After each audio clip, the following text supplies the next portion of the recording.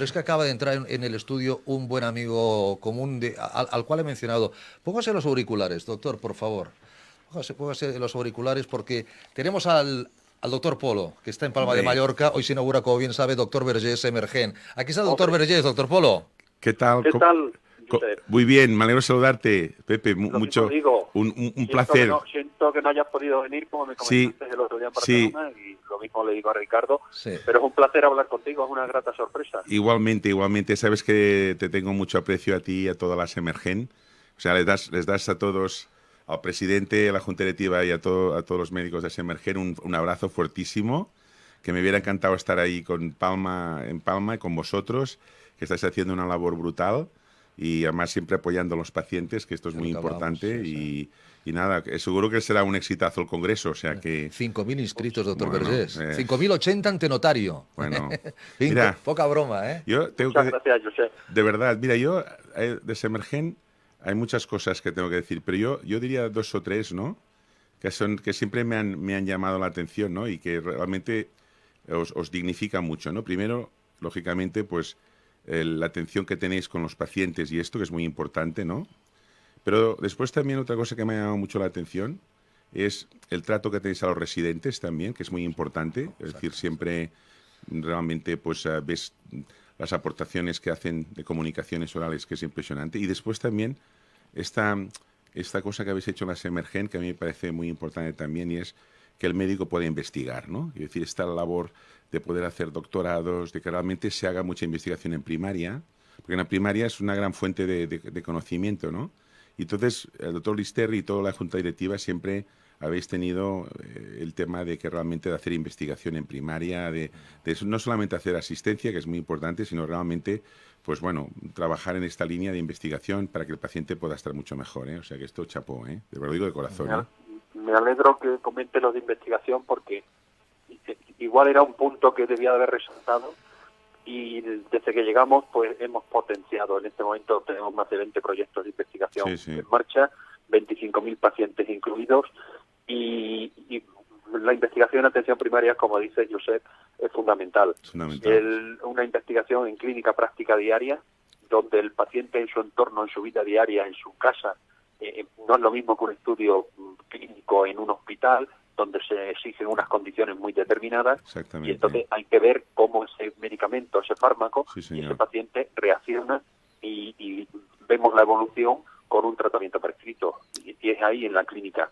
Lo que se llama ahora estudio en vida real, ¿no? Sí, señor, naturalísticos o pragmáticos que se dicen, ¿no? Que son realmente la realidad, ¿no? Del paciente que tiene, pues, otras enfermedades, que es la vida real, ¿no? Y entonces que el médico, pues, está ahí delante, ¿no? Y que tiene que tomar decisiones, ¿no? Y es fundamental, ¿no? Ahí está. Y yo todavía recuerdo cuando cuando José Luis Gilisterri me decía en Oviedo, me voy a presentar a la candidatura, le dije, hombre, lo que no se te podrá decir es que os presentáis para ganar dinero o para aprovecharos, porque era el año 2012 y en aquel momento las cosas eran muy duras. Siguen siendo duras, pero en el 2012 lo era mucho más. Querido Pepe, pues fíjate que se nos ha ido el tiempo, no quiero molestar de más porque el vicepresidente de Semergen tiene ahora mismo, supongo, una agenda impresionante. Gracias, amigo, un fuerte abrazo y saludos a todos. Saludos a todos. Muchas gracias, un abrazo para todos. Muchas gracias, igualmente. A ver si nos vemos pronto. El doctor Polo, que estuvo en el congreso de UAFI hoy hace una semana, pues sí. ¿Cómo nos llovió, doctor Vergés? Sí. ¿Cómo nos llovió? Y dicen que esta noche vuelve a llover. Sí. Pero llegará... Palma amenaza de lluvia. Perdón, en Palma también amenaza de lluvia, claro. Sí. Bueno, en Palma las riadas de la pasada semana, ya sabes que se ha encontrado al pobre chico, al pobre niño, evidentemente sin vida, ¿no?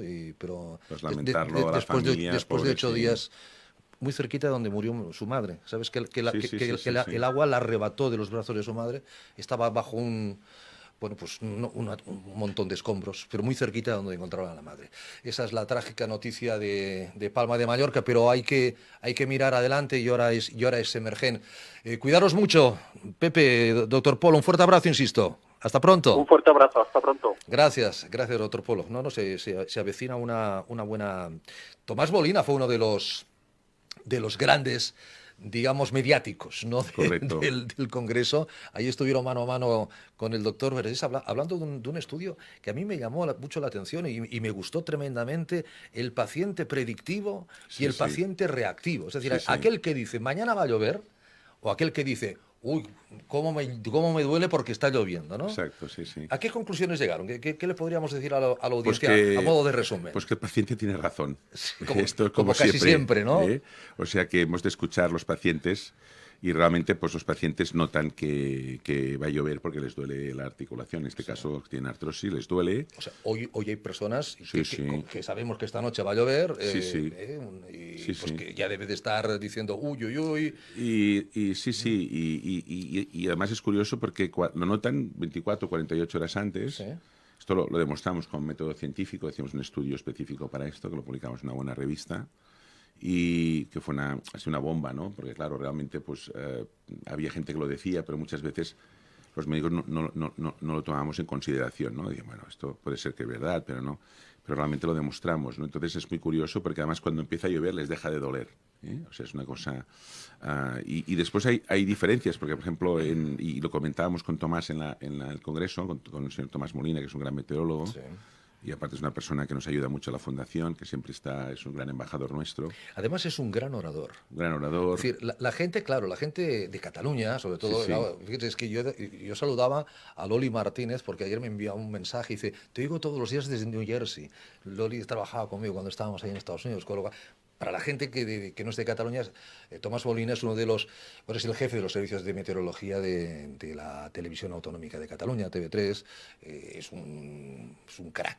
Pero claro, la gente de aquí lo tiene, bueno, pues ahora las isóbaras estas por aquí, pasa el tiempo, es decir, como un poco cada día haciendo más o menos lo mismo. No, el tipo además tiene un punto de ironía fina, ¿no? Sí, sí. No, porque además es muy divertido, es muy divertido. En la charla muy que divertido. hicimos, sí, fue exactamente así. Muy divertido. Por pronto, ¿cuánta gente nota el tiempo, ¿no? Sí, y sí. quizás hubo un 40% de pacientes que levantaban el brazo, ¿no? Sí. Dice, oiga, a ver, me van a quitar el trabajo. Me van a quitar el sitio, porque si son predictivos, ¿no?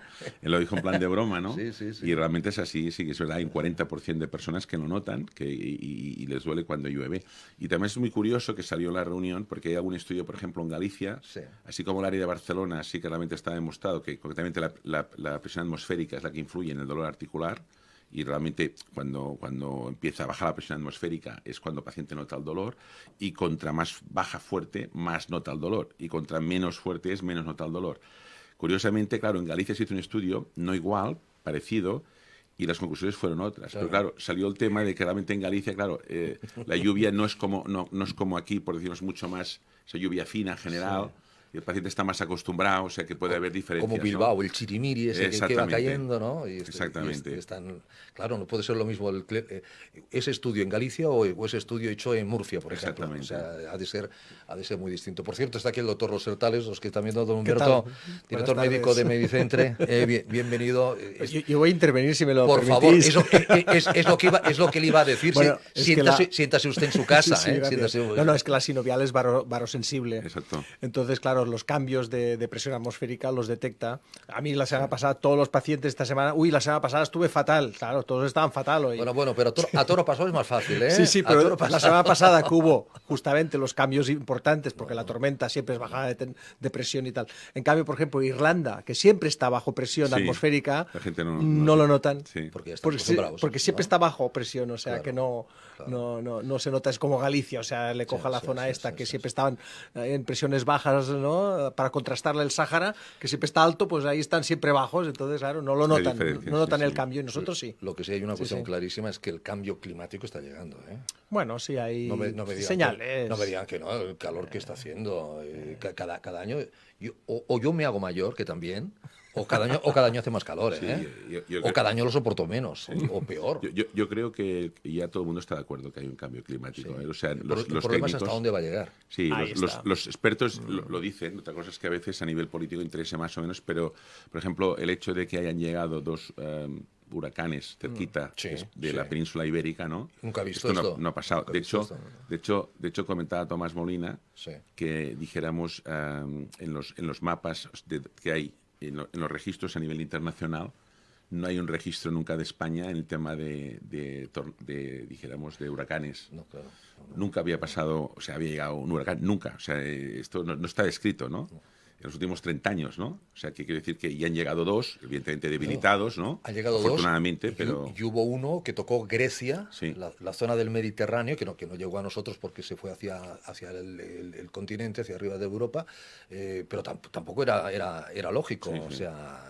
Y ahora también ha venido el resto del Michael también. Sí, no, esto es un... el que subió por las Carolinas, por Carolina Sí, del sí. Norte y Carolina del Sur, increíble, sí, ¿no? Sí, sí. Sí, Esto es- pero yo aquí Eso. yo soy un amante de la... Programa del tiempo. Perfecto, yo soy un amante de la historia y yo siempre digo lo mismo. A ver, en la época de Roma, de la República Romana, de Roma en la República, o sea, 300 años antes de Cristo, ¿cómo vestían los romanos? Se iban Hombre, prácticamente desnudos. Con una túnica guapísima.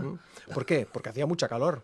De hecho, en Escocia se plantaba uva, que nunca más se ha vuelto a poder plantar, porque no sale nada. En Escocia, uva. O sea que en el siglo III o IV antes de Cristo realmente hubo una época caliente, muy caliente, En Escocia, whisky. exacto, que perduró durante casi 1000 años. Duró casi 1000 años y luego hubo una bajada, como una especie de mini glaciación que duró hasta el siglo XIX. Esto es en plan en grandes rasgos, ¿eh? Después siempre hay pequeñas variaciones y tal. Por lo tanto, sí que pueden ser cosas cíclicas, ¿eh? Que ya lo hace la Tierra. Ya lo Sí, hace. sí. Pero esto desde el punto de vista que nos interesa a nosotros, que es la salud Está claro. de las personas, es decir, ¿de verdad afecta el clima? ¿De verdad hay personas que están mejor cuando Sí. hace Por frío, supuesto. otras que están mejor Por cuando hace supuesto. calor, otras que están peor cuando llueve? Y sobre todo, si estarás de acuerdo conmigo, Josep, la presión atmosférica es que es fundamental. O sea, una subida de presión atmosférica, todo el mundo se encuentra mejor. Sí.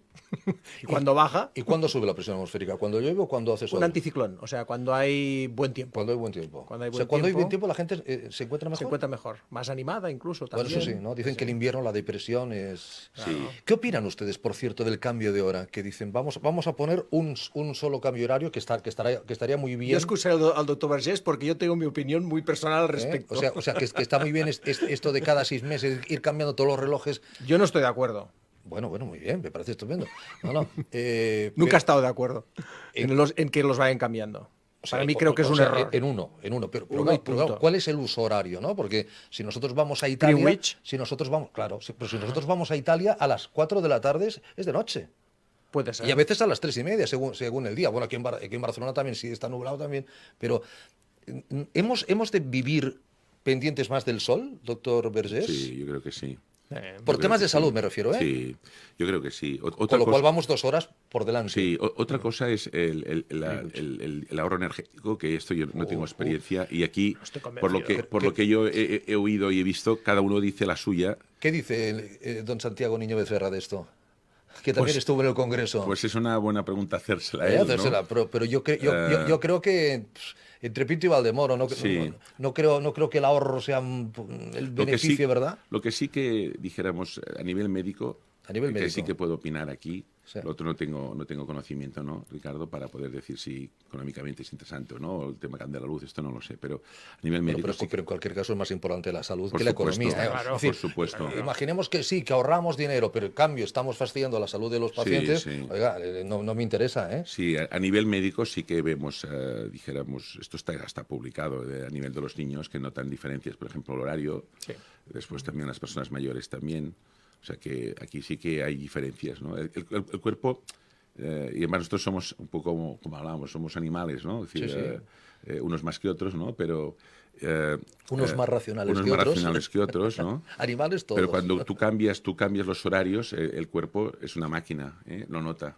Hay gente que más y gente que menos, ¿no?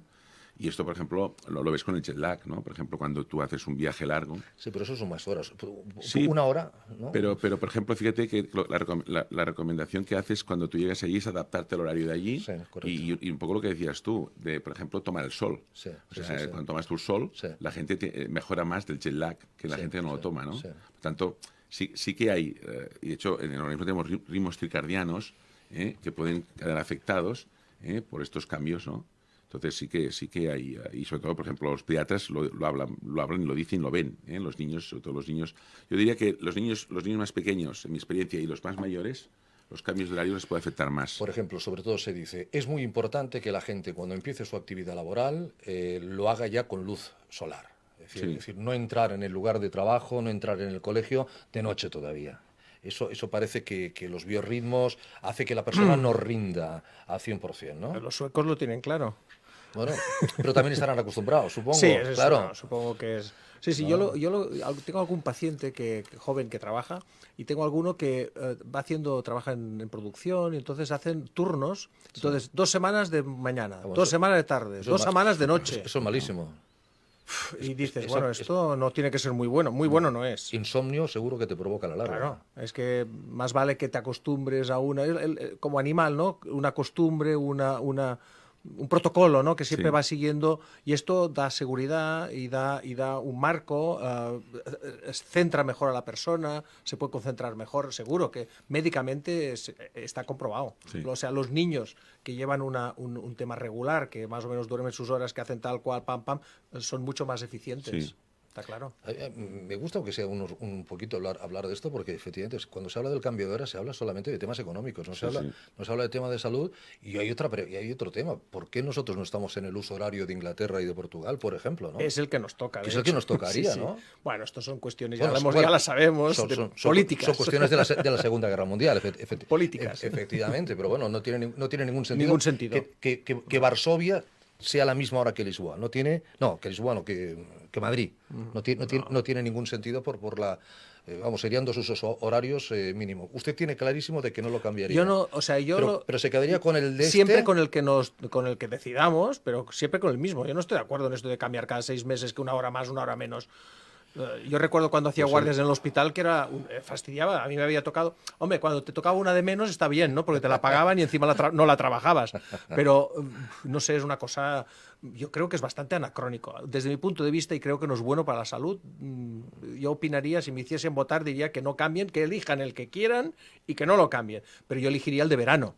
O sea, más el de Greenwich, claro. No el alemán, sino el de Greenwich, que es 1 hora menos. Pues ahora vamos a cambiar a... Más que entonces creo que los canarios no están muy contentos. Bueno, le podemos seguir restando 1 hora a los canarios y estarán más contentos, ¿no? El doctor Niño Becerra, el profesor Niño Becerra, dijo: vienen unos años malos. Cuidado que aquí el paciente lo que tiene que hacer es invertir en él, pensar en él. ¿Y cómo invierte el paciente en sí, doctor Vergés? Bueno, sí, lo dijo y hizo una Prevención. una presentación magistral en el Congreso, y yo tengo que agradecer pues que viniera con los pacientes y estuviera con todos nuestros pacientes, ¿no? Una persona de su nivel, ¿no? Que es un gran economista. Claro, él presentó unos datos claros de que, claro, España estamos en la OCDE, ¿no? Entonces, él presentó unos datos de que se prevé una bajada en los próximos años de todo lo que es el tema de la economía, ¿no?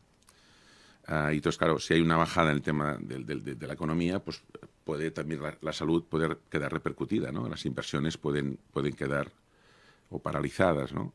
Teniendo en cuenta que además lo que es la salud cada día va más, los tratamientos son más caros, la gente vive más años, hay cronicidad, ¿no? Es decir, todo esto, pues entonces, claro, es posible que en el futuro próximo, y digo próximo me refiero a los próximos años, pues que realmente, pues bueno, tengamos que empezar a pensar en un modelo diferente o no. Entonces, él comentaba, y yo estoy de acuerdo con él, porque todos queremos una sanidad universal, ¿no? Que me parece que no hay nadie que no la quiera, ¿no?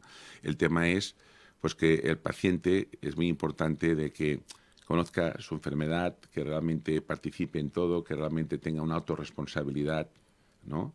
Que muchas veces la tiene, pero a veces no, y que realmente esta autorresponsabilidad, o sea, si a una persona le dicen que tiene que adelgazar, pues tiene que tener responsabilidad de adelgazarse. Si dicen que deje de fumar, pues tendrá que tener la responsabilidad de dejar de fumar, ¿no? Digo yo, ¿no?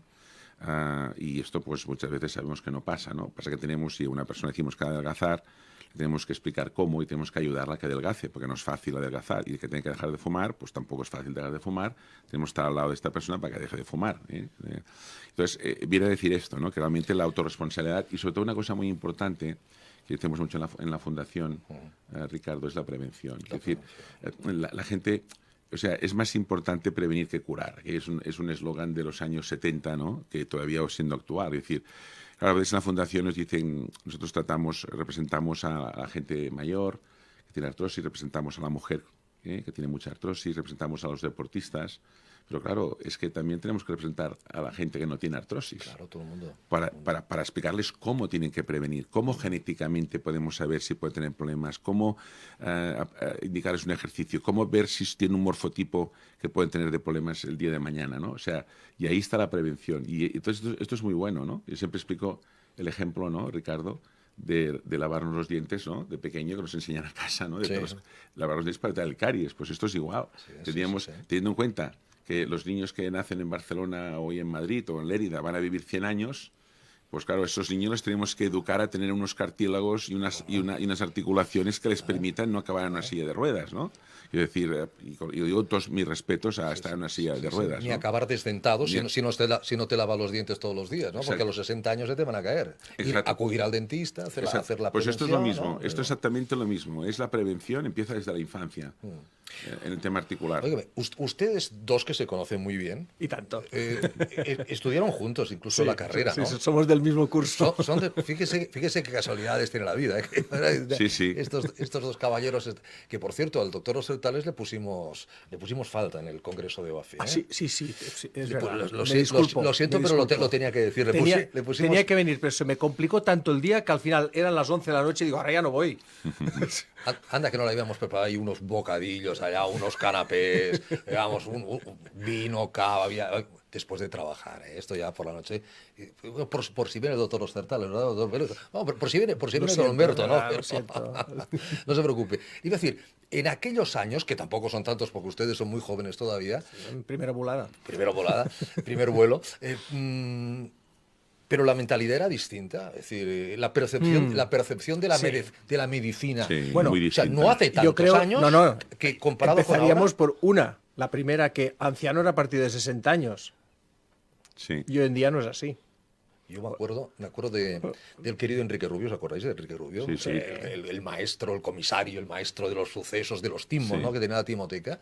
Vino un día, estaba yo sustituyendo a Luis de los protagonistas, y vino un día, dice, mira lo que han puesto, Ricardo. Han atropellado en la diagonal a un anciano de 67 años. Claro, Enrique ya tenía más de esa edad, ¿no? Dice, a un anciano de 67 años. Vino, lo dijo públicamente, todo enfadado, y yo creo que con toda la razón del mundo. Hoy en día no es pensable, no se dice mayor, segunda juventud. Ahora hay cuarta edad, quinta edad, yo qué sé. No, sí, porque a ver, yo mismo tengo pacientes, y tú tendrás la misma experiencia que yo, pacientes que rondan los 80 y hacen una vida absolutamente normal. O sea, van de viaje, que algunos van a esquiar, que hacen deporte, que hacen... Dices, bueno, este señor no puedes decir que es anciano.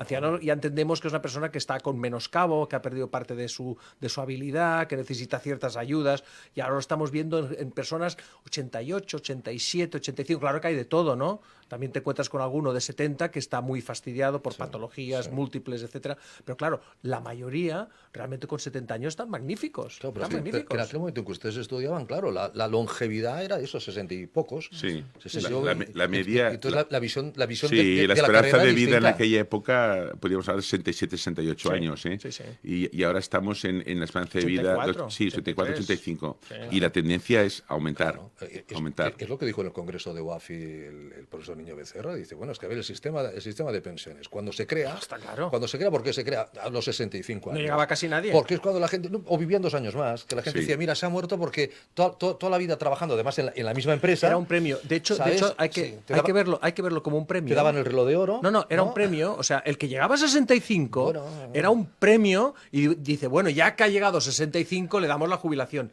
Pero esto es como si ahora... Pero duraba 2 años. Es como si ahora pusiésemos la jubilación a los 85. Claro. Y el que llegue, pues disfrutará de unos cuantos años de gratis retiro. Pero claro, hay 20 años más. Y en la época en la que además se hizo eso, había prácticamente pleno empleo. Con lo cual bastante cerca sí.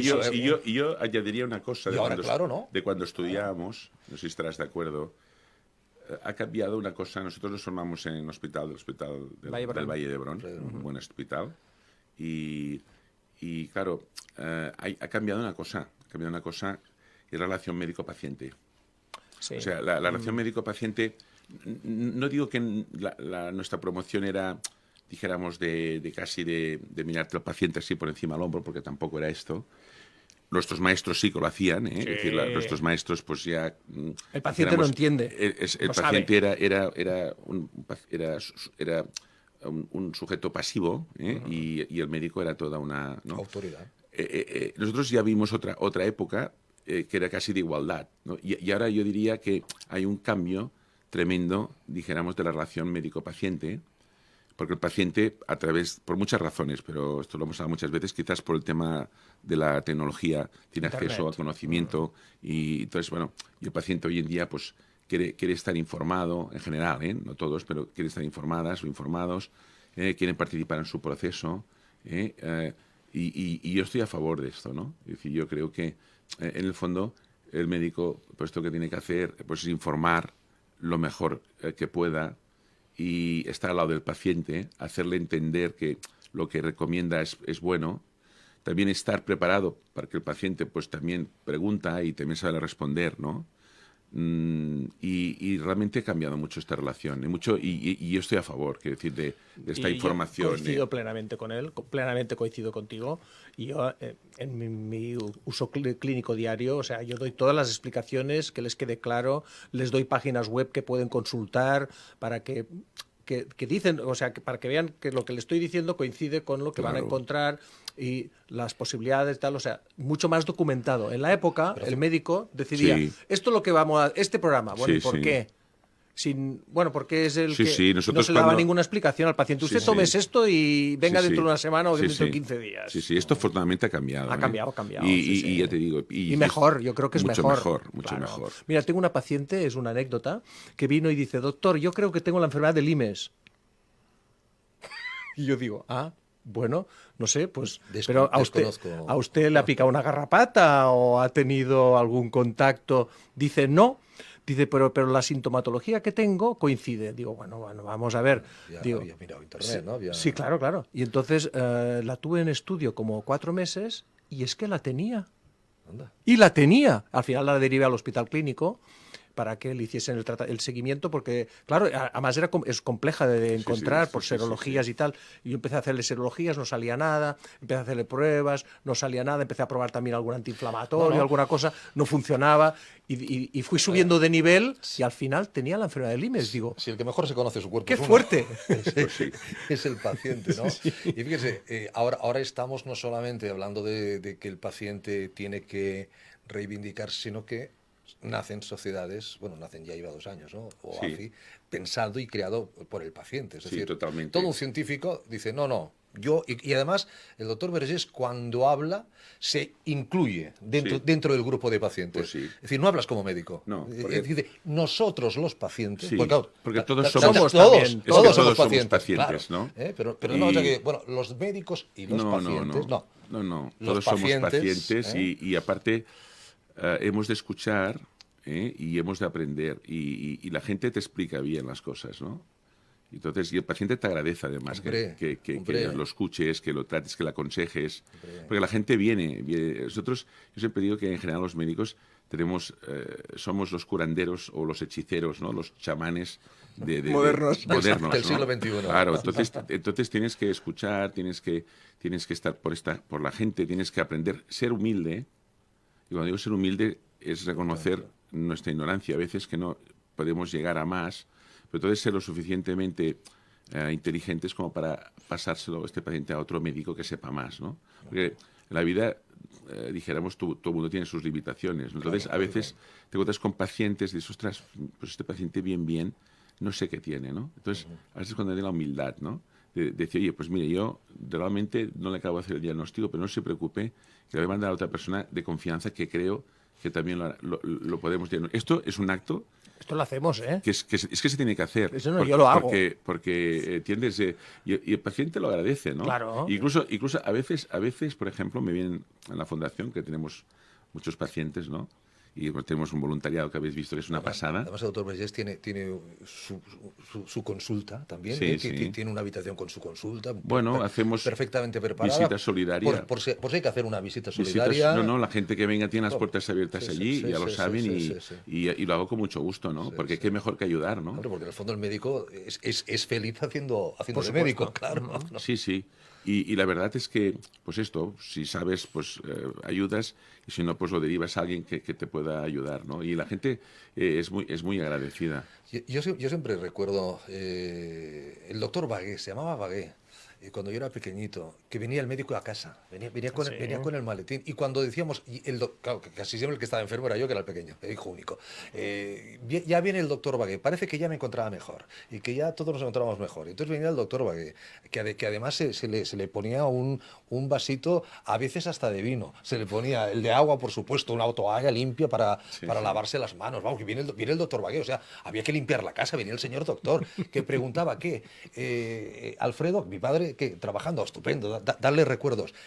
Esa medicina no es compatible con los grandes escáneres, con los grandes avances tecnológicos que tenemos. No es compatible. Yo creo que sí, es una voluntad. Esto yo creo que es disposición, o sea que a veces ocurre, ¿no? Los que están mucho en el hospital, están en la punta, ahí se olvidan un poco, ¿no? Son más números, hacen más estadísticas y tal. Nosotros, yo soy más de calle, como el doctor Vergés, pues somos más de calle, ¿no? Entonces, sí que hay muchos pacientes que yo antes hacía muchas visitas porque tenía tiempo, ahora hago menos visitas, no tengo tiempo, hago todo lo que puedo, pero y claro, conocías al paciente, conocías su historia, conocías tal, eso te ayuda mucho, porque a veces dices, mira, esto puede estar relacionado con aquello que ya sabías. Sí. Claro, es que realmente es un valor, Que esto es lo que hoy muchas veces hace el farmacéutico. Cuando entra el paciente y dice, mira, me voy a tomar esto, y dice, cuidado que tú eres hipertenso, y a ver que esto, entonces cuando llama al médico, oiga doctor, que es que este paciente es hipertenso, ¿sabes? Las interrelaciones. Yo creo que hemos perdido un poco, a ver, quizás esto que comentabas tú, que también yo lo vivía cuando estuve de médico en Hospitalet, en la Torrasa, muchos años. Te auscultaba poniendo la oreja, ¿eh? Hombre, es que la oreja, nosotros en el hospital, ojo, yo me acuerdo en el hospital, en pediatría sí, nos quitaban el fonendo, teníamos que escuchar con la oreja, ¿eh? Y diagnosticábamos pulmonías con la oreja, ¿eh? Nos lo hacían expresamente para tener el oído fino. O sea que esto no es una mala praxis, evidentemente con el fonendo mejor, ¿no? Y el doctor Vergés, perdón, tiene un oído finísimo, porque una vez le dijeron, a ver qué oyen ustedes, ¿no? Y no había nada que oír. No había nada que oír. Eso es una anécdota brutal. Sí, esto fue una anécdota, en pediatría del Hospital del Valle de Hebrón. Resulta que, bueno, estábamos haciendo las prácticas allí de cuarto, que era cuarto teníamos pediatría, ¿no? Sí. Y me acuerdo pues que estuvimos allí un niño pues que tenía, dijéramos, en fin, un soplo, ¿no? Un soplo de corazón. Un soplo de corazón. Y tenía una dextrocardia. Una dextrocardia. Entonces, o sea, para que todo el mundo lo entienda. Sí, tenía un corazón invertido. ¿Eh? Sí, era hoy en día, pues, en fin, se trata y no hay problema. Y me acuerdo que éramos dos compañeros más, que todos muy buenos médicos, ¿no? Uno es mallorquín, y no lo diré el nombre, ¿no? Y otro está en Rubí, tampoco diré el nombre, que son muy buenos amigos. Y resulta que, claro, yo iba al tercero, ¿no? Y entonces el primero empieza a escuchar y dice, oigo un soplo de pansistólico de no sé qué, ¿no? Y claro, suspendido, ¿no? La pediatra, usted está suspendido, ¿no? Algo había que oír, ¿no? Después, en principio. Claro. Sí, al segundo también, un soplo, no sé qué. Y yo cojo el fonendo y, claro, escucho y no escucho nada. Y entonces digo, mire, yo perdone, pero yo no escucho nada. No digo nada. Y dice, bueno, usted ya tiene el aprobado. Me dijeron, usted tiene el aprobado porque usted al menos es noble. Y el de Parma y el de Rubí que quedaron, ¿no? Sí, no, digo, usted tiene el aprobado. Digo, bueno, menos mal.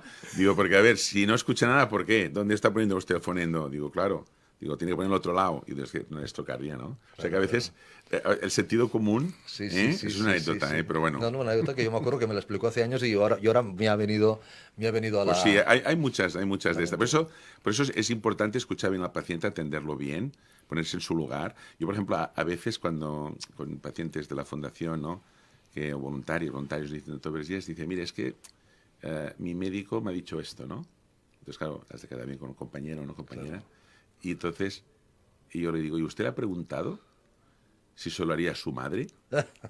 Sí, claro. Lo que me está diciendo. Sí. Otra cosa es la suegra, le digo, entonces se echan todos a reír, ¿no? Yo tengo una buena suegra, pero... Y realmente, claro, cuando vas al médico y te dicen, oiga, ¿usted se lo haría a su madre lo que me está diciendo, doctor? ¿O usted se lo haría esto? Entonces juegas, al médico lo pones en el compromiso Y el médico contestará siempre en general, en positivo, porque el médico en general ha hecho la carrera porque le gusta, ¿no? Y su vocación es el paciente, ¿no? Y contestan y te dicen, sí, sí, yo lo haría o no lo haría. Esta es la pregunta que tienes que hacer. Es como vas a un restaurante, ¿usted qué me recomienda? Sí, Lo mismo, ¿no? Claro, un camarero o un metre... No te va a recomendar Hombre, algo que no esté bien. No, por eso es igual. No, claro. ¿Usted en mi sitio qué haría, doctor? Esta pregunta tiene que hacer el paciente al médico. ¿Estás Siempre, de acuerdo o no? Siempre se ha dicho. Estoy de acuerdo totalmente, y además yo lo utilizo esto. A veces cuando tengo que hacer algo que parece un poco extraño, le digo al paciente, mira, si usted fuese mi hermano, yo le daría esto. Exacto. Entonces, y el paciente dice, bueno, queda más conforme, ¿no? Porque sabe que realmente, o sea, lo estoy viendo como si fuese mío. Exactamente. Porque yo siempre actúo igual. Yo creo, los que tenemos esta forma de ser, yo recuerdo que yo estaba en el seguro, hasta el año 2007 estuve en el seguro, y yo solo sé visitar de una manera, es decir, visitar normal, bien, ¿no? Entonces, claro, acababa tarde, nunca cumplía horarios porque visitaba lo que tenía que visitar. Si una cosa era una tontería, pasaba. Pero yo, o sea, cuando visito, quiero salir contento de que lo que hemos hecho lo correcto. Claro. Y yo quiero salir cada día con la conciencia tranquila. Claro. Y salgo con la conciencia tranquila. Es una profesión de las más vocacionales, junto con la del profesor, la del maestro, Pues sí. seguramente, ¿no? Pues y que uno le... Hombre, además también en la época y otras generaciones, la clase médica... Ricardo, el nivel de un país sí. se mira por el nivel de enseñanza y el nivel de sanidad. Estoy de acuerdo. Son dos pilares básicos. Si en un país tiene una buena sanidad y una buena enseñanza, es un país que va bien. Sí. Un país que tiene una mala sanidad y una mala enseñanza es un país que va mal. Entonces, son dos pilares básicos de cualquier país esto. Y entonces te marca mucho. Totalmente de acuerdo. Doctor Vergés, que ha descansado usted un par de días, pero ya tiene usted el tercer congreso en la cabeza, ¿no? Sí. Ya tiene las fechas, ya tiene bueno, todo. Haremos un interín. Hay que llamar a Tomás Molina primero para que no llueva como este año. Sí, pero bueno, nos diga. Pero Tomás, yo tengo que decir que, bueno, agradecerte que estuvieras liderando todas las mesas, no que fue un placer. Estuve ya encantado de colaborar. Tú eres de la familia OAFI. Soy de la familia. Y tanto como llovió, pero la gente estaba allí. O sea que vino mucha gente. Pero gente empapada. Y venían, o sea, una cosa... Me emocionó mucho porque la respuesta, ¿no? La verdad, tuvimos lleno, tanto el martes como el miércoles. Sí. Y mira que llovió, pues la gente estaban allí, incluso las autoridades sanitarias de Madrid, pobres, que llegaron y las de Barcelona también vinieron, la Generalitat y el Ayuntamiento, ¿no? Pero todo el mundo estaba allí y esto te da muchos ánimos. Llegaron con retraso, con AVE. En la estación de Sants no había un taxi, era un show. Óigame, les puedo poner ahí, no en un brete, sino sacar encima de la mesa, porque con el doctor Ostertales tenemos pendientes, la segunda vez que se lo digo, una mesa de ozonoterapia sí o ozonoterapia no, porque es un tema que Medicina regenerativa. Bueno, pero la gente dice ozonoterapia. La gente, bueno, yo prefiero... De la medicina regenerativa, que yo sepa, no hay muchas discusiones. Hay gente que dice, no, la ozonoterapia que no. Sí, la ozonoterapia que sí. Hay que verlo como una técnica más, porque es el contexto. Yo diría, en esto OAFI no puede intervenir de alguna manera haciendo algún estudio, sí. Claro, lógicamente dentro de lo que es la artrosis. Sí. Absolutamente imparcial, por supuesto, absolutamente, no sé cómo se dice, placebo, doble Totalmente. ciego, tal. Y extraer algunas conclusiones. No, nosotros lo hacemos. Nosotros es que se puede hacer perfectamente. La función nuestra. Y el año que viene una mesa de ozonoterapia en el Congreso. La función nuestra, Ricardo. Hecho. De hecho, lo que vamos a hacer ahora que el Ministerio de Sanidad nos pidió que hiciéramos una valoración de una serie de fármacos, un uso apropiado, que lo hemos hecho con las sociedades médicas y intentando los propios pacientes, sobre todo en este caso sociedades médicas. Hemos hecho un uso apropiado de estos fármacos, que mandamos el informe al Ministerio de Sanidad y a las comunidades autónomas. Sí. La OAFI tiene que hacer esto, o sea, tiene que velar por los pacientes. Entonces, en el caso de la ozonoterapia, que es un tema muy discutido, pues lo que se tiene que hacer es evidencia científica. Exacto. Evidencia científica, ponernos de acuerdo qué estudio se tiene que hacer y los resultados... Pues, lo tengo diseñado. Pues los resultados después presentarlos. O sea, nosotros tenemos que tratar siempre con evidencia científica o método científico y ver dónde está indicado. Es que a veces pasa que con los tratamientos pasa igual. O sea, se ponen pacientes que no son los... Entonces, evidentemente. Esto pasa mucho en farmacología. En farmacología hay fármacos que van bien para unos pacientes y otros no. Por ejemplo, yo siempre explico el tema de la tensión arterial, ¿no? Sí. Una persona es hipertensa y tiene la misma sistólica y diastólica. Y sin embargo, a una persona le va bien un diurético y a otra le va bien un calcio antagonista y a otra le va bien pues un beta bloqueante. Un beta bloqueante, ¿no? ¿Por qué? Porque son enfermedades diferentes. Una es hipertensión renal, otra es una hipertensión vascular, otra es cardíaca. Entonces, claro, tratamos, esto es lo mismo. Entonces, lo que se tiene que hacer, como hay mucha discusión y hay médicos que lo están utilizando, hay médicos que no, hay la administración que parece que dice que no funciona, o determinados colectivos médicos del Colegio de Médicos, pues lo que tenemos que hacer es hacer un estudio clínico bien hecho, y que dé respuesta, dijéramos, a la pregunta. Y si realmente funciona, pues decir, funciona. Y si realmente no funciona, no funciona. O funciona en estos casos, no funciona. O sea, es ser riguroso y serio. Y en la Fundación pues estamos para ayudar, porque para ayudar a todo el mundo, ¿no? Y ayudar a los pacientes y realmente ver en qué pacientes les va a ir bien o no les va a ir bien. El otro día estaba aquí nuestro común amigo también, el profesor Ayue, que es profesor es el vocal de farmacia del Colegio de Farmacéuticos, de plantas lo conozco. Y homeopatía, también la homeopatía. Y dice, bueno, es que parece que hay como una lucha contra las medicinas... no regladas. Sí, dijimos complementarias, más no alternativas, que no nos gustan. No regladas, complementarias, sí. Complementarias que a lo mejor a veces se dice que no por desconocimiento, porque no lo has tocado nunca también, no sé. Sí. Hay algunas que son difíciles. La homeopatía, por ejemplo, así como la zooterapia es un tema químico que se puede medir, la homeopatía no se puede medir y eso empieza a ser un problema. Cuando no puedes medir algo... Sí. Entonces es complejo. Claro, nosotros al menos trabajamos con gramos y miligramos y microgramos y sabemos lo que estamos haciendo.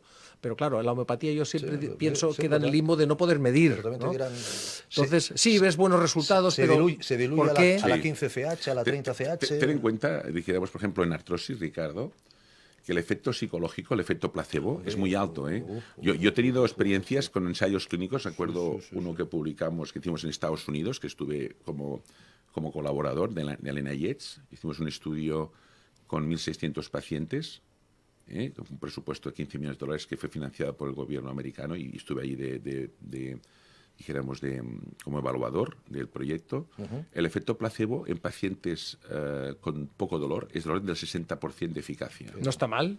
Sí, o sea que, porque claro, cuando el paciente tiene poco dolor, es difícil subjetivamente decir si ha mejorado o no. Por tanto, a veces te puedes encontrar, pues yo plan de broma a veces digo, pues tenemos que comercializar placebo, ¿no? Porque claro, lo digo en plan simpático, ¿no? Porque placebo, entonces siempre has de hacer un ensayo clínico y tienes que tener un grupo control. Porque nunca tienes que dejar en balde el efecto psicológico, porque que es muy importante. Al final, escucha, si al final le va bien el placebo, viva el efecto placebo. No sé si me entiendes, ¿no? Porque al final, pero claro, hemos de ser rigurosos, ¿no? y tener un grupo control siempre para poder evaluar la eficacia de un tratamiento, aunque sea, ¿no? Bueno, nos hemos pasado un poquito, pero yo creo que ha estado bien. O sea, hoy hemos dedicado esto a una tertulia entre amigos, pues sí, que yo creo que de cuando en cuando nos lo podemos permitir. Sí. Y también la gente ve la percepción también más íntima, más personal del médico, ¿no? Que no solamente hablando de patologías, sino dando su visión, fíjese, hasta del tiempo. Hemos hablado hasta de los usos horarios que nos gustaría o que deberíamos mantener en marcha, y si los cambiaríamos o no los cambiaríamos. Doctor Vergés, doctor Ostertales, queridos doctores de Vall d'Hebron, ¿no? Era Vall d'Hebron de Barcelona. Nos seguimos viendo, ¿eh? Estamos en contacto. Muy bien, muchas gracias, Cuídense Ricardo. mucho. Gracias a ti.